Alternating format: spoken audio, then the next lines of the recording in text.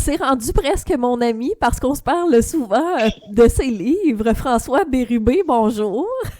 Hey, allô Myriam, c'est toujours un gros bonheur de pouvoir jaser quelques minutes avec toi. Ben moi aussi, là, on va jaser de Planète Basket, ton nouveau roman ou ta nouvelle série dans quelques minutes. Mais avant, François, comme on est rendu, qu'on se donne des nouvelles rapidement et facilement, comment ça se passe ton automne? C'est un automne chargé, je dirais. Je me suis fait proposer beaucoup de beaux projets d'écriture, en plus de ma job d'enseignant, ce qui fait que c'est très chargé comme automne, mais c'est très stimulant, c'est très le fun d'un point de vue créatif, mais en même temps, c'est ça, c'est fort occupé, beaucoup de projets à livrer dans les prochaines semaines, donc on travaille énormément. Ben, c'est parfait, ça. Dans ce temps-là, on peut se parler parce qu'on se parle au moins une ou deux fois par année. Et là, il y a Planète Basket qui est arrivé. Comme tes livres sont couronnés de succès là, chaque fois que tu en sors un, est-ce que tu ressens toujours une fébrilité quand ça arrive après tout ce temps? Ah, absolument. Planète Basket, en fait, c'était ma 20e Oui, hein? publication, puis je dirais que je suis autant fébrile dans les jours qui précèdent l'apparition d'un nouveau livre que dans les premiers. Là, la publication d'un livre, c'est l'aboutissement de plusieurs mois de travail. Donc, non, faut que ça soit célébré. Puis, c'est pas un événement ordinaire. Tu sais, je sais que je suis chanceux d'être publié, je suis chanceux de pouvoir écrire autant que ça. Mais reste que c'est pas banal, si on peut dire, dans la vie de tous les jours, là. Non, c'est pas banal. Et ben là, on est content parce que c'est arrivé avec avec la rentrée dans un sens, Planète Basket. C'est une nouvelle histoire et on sera pas perdu cette fois parce que, puis tu m'en avais parlé la dernière fois quand on a parlé de Planète Baseball. On sera pas perdu parce que c'est un peu, mais je vais le dire un peu là, en gros guillemets, la suite de Planète Baseball où cette fois on retrouve Xavier Martineau, qui est le meilleur ami de Charles-Antoine, qui était en vedette dans Planète Baseball, mais là, c'est Xavier qui prend plus de place. Pourquoi c'était important pour toi de garder tes personnages pour leur faire vivre de nouvelles aventures, mais de mettre en lumière Xavier cette fois? Ben, en fait, je dirais que tu l'as bien résumé, c'est un nouveau vieux livre, si je peux dire, dans le sens que Xavier, on l'a connu dans Planète Baseball, puis euh, tu sais, puis c'est même pas le plan de faire ça, c'est vraiment en cours d'écriture du troisième tome de Planète Baseball que je me disais, je vais pas me débarrasser de ces personnages-là, j'ai trop de fun avec eux autres.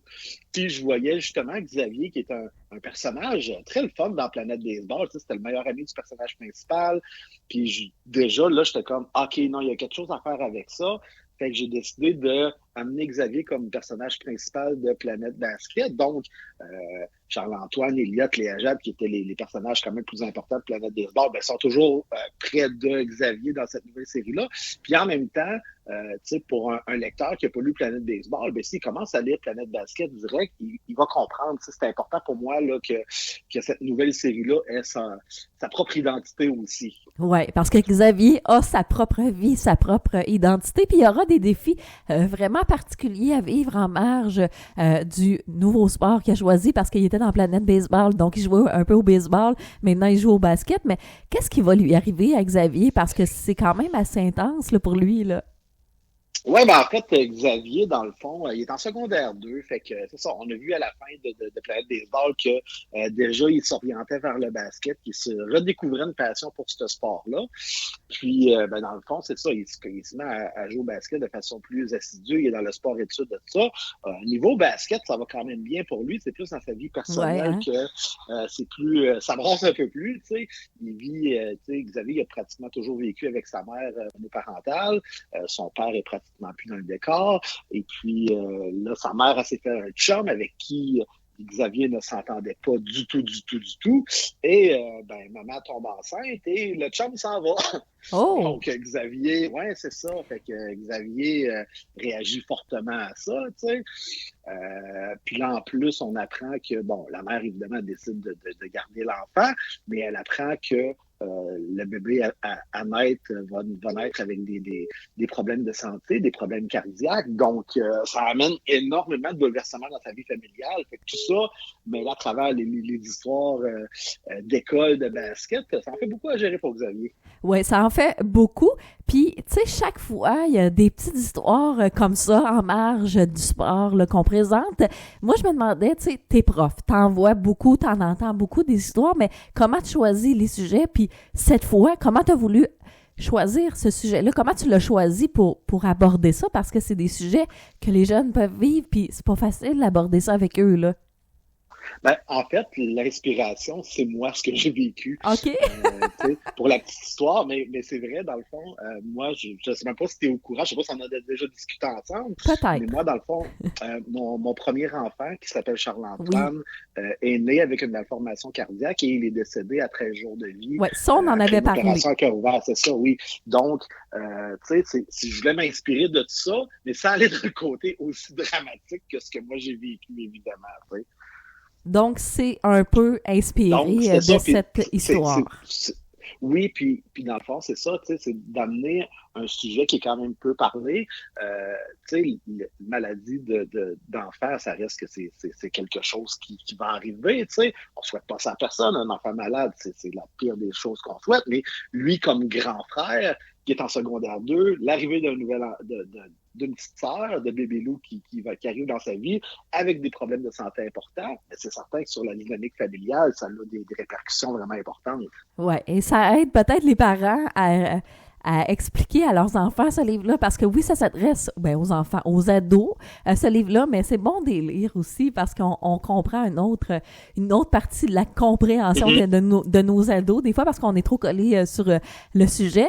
Et tu l'as dit, Charles-Antoine, c'est inspiré de ton enfant que tu as eu, mais tes autres enfants se retrouvent au cœur de l'histoire aussi. Il l'était, je pense, aussi dans Planète Baseball, mais là, ce que j'ai vu, en tout cas, je ne sais pas si j'ai la bonne information, mais ils ont fait des entrevues avec toi là, pour ce livre-ci, lors du lancement du livre. Ils trouvent ça comment de se retrouver, oui, dans tes livres, mais plus particulièrement dans l'aventure totale, là, cette fois, là?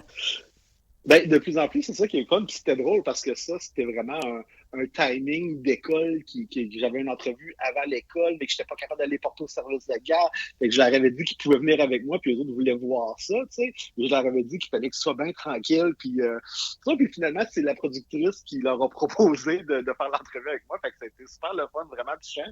Puis, tu sais, là, sont en âge de mieux comprendre c'est quoi ce travail-là que je fais, qui est en parallèle de ma vie de prof, ça, qui me voit tous les jours à l'école. Mais, tu sais, ils s'intéressent de plus en plus à ça. Évidemment, c'est ça, ils ont presque 11 ans et 9 ans, donc ils voient ce côté-là, ils voient leurs amis dans la classe. C'est mon garçon, il est pile dans le public. Dans l'âge du public cible. Il voit ses amis qui lisent mes livres, tu sais, qui s'intéressent à ça, qui trouvent ça cool, mes nouveaux livres. Fait évidemment, la semaine prochaine, c'est le Salon du livre de Rimouski.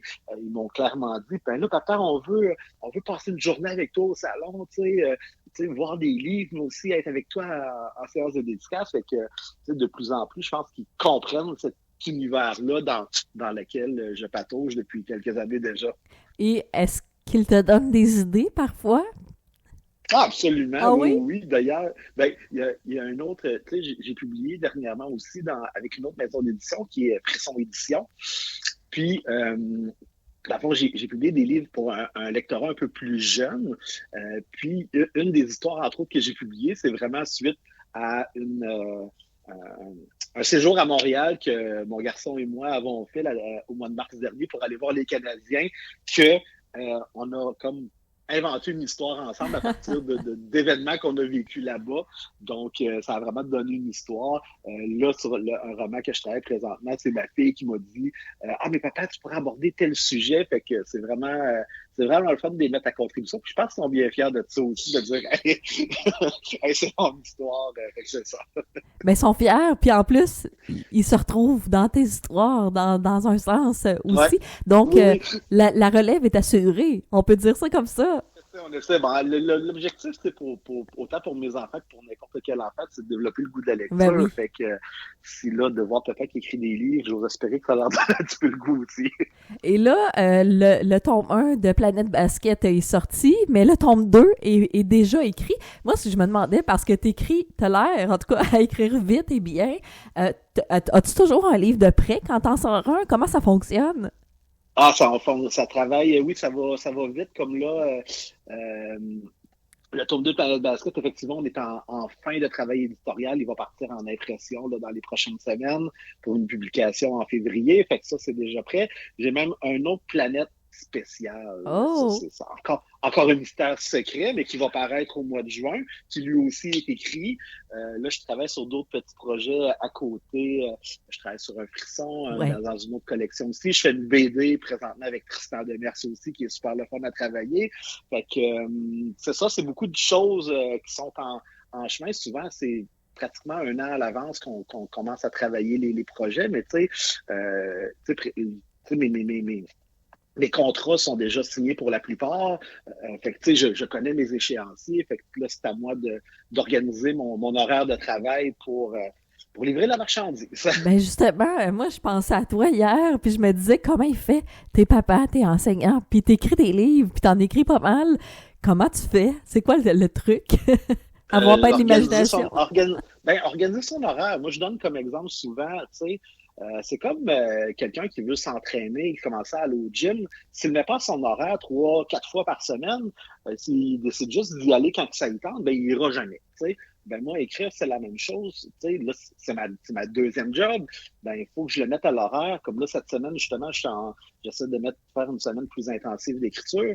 Ben, le soir après l'école, je me garde 2 heures au moins pour écrire. En fin de semaine, probablement dimanche, je vais passer une journée, une bonne journée de travail. C'est vraiment de se garder du temps pour ça, de se garder du temps d'écriture, de le planifier, de l'organiser, d'organiser mon horaire, des fois un peu d'horaire de premier ministre, mais coudonc. Mais ça a l'air le fun chez vous, écrire, par exemple. Ça a l'air d'une C'est très passion. le fun, oui. Oui, c'est très le fun. Puis c'est aussi de garder l'équilibre dans tout ça, dans la vie familiale, Ouais. professionnelle, amoureuse, etc. Fait que, c'est ça. C'est de trouver l'équilibre. C'est pas toujours facile, mais en tout cas, j'espère que je m'en sors somme toute bien. Ben, j'ai l'impression que oui, après plus de 100 000 exemplaires vendus, puis que t'en sors encore, puis que là, on entend que on va se reparler peut-être en février, en juin, puis en plus, on n'a même pas parlé des frissons vraiment, mais Voilà. là, on va commencer par profiter de Planète Basket, le tome 1. Tu l'as dit, on n'a pas besoin d'avoir lu les autres séries, là. Là, c'est Une étoile est née, mais le temps des fêtes s'en vient, donc je vais en profiter aux gens pour dire, ben là, on va laisser passer l'Halloween, mais c'est des beaux cadeaux là, pour les jeunes ados là, de 10 à 14 ans, là, ça se lit très bien. Là. Absolument. Puis j'en profite, dans le fond, vos auditeurs sont pas très loin de Montréal. C'est Donc, ça. Salon du Livre de Montréal, fin novembre. Belle fin de semaine pour aller rencontrer plein d'auteurs, venir acheter des livres. C'est la fête du livre, fait que c'est un beau moment. Alors, mais toi, tu vas être là. Tu vas être là. Absolument, oui. Parce que tu descends de Rimouski. On va rappeler aux gens que tu es à Rimouski. Donc, nous autres, on prend des nouvelles du bas du fleuve comme ça, une fois de temps en temps, puis on est bien contents. Et l'action se retrouve à Rimouski, encore une fois, là, dans Planète Basket. Toujours. C'est important de garder mon petit côté régionaliste. Ben, on aime ça. Écoute, François, on va inviter les gens à se procurer Planète Basket. C'est en librairie parce que le livre est lancé depuis le mois de septembre. C'est chez Urtubise, évidemment. Et on va le glisser aussi, mais tu as des frissons là, pour les plus jeunes. C'est ça, hein? Oui, exactement. Pour les premiers lecteurs, même un petit peu plus vieux, là, vraiment de la première à la 3, 4e année environ. Là, c'est un lectorat différent que je développe tranquillement à côté de mes planètes.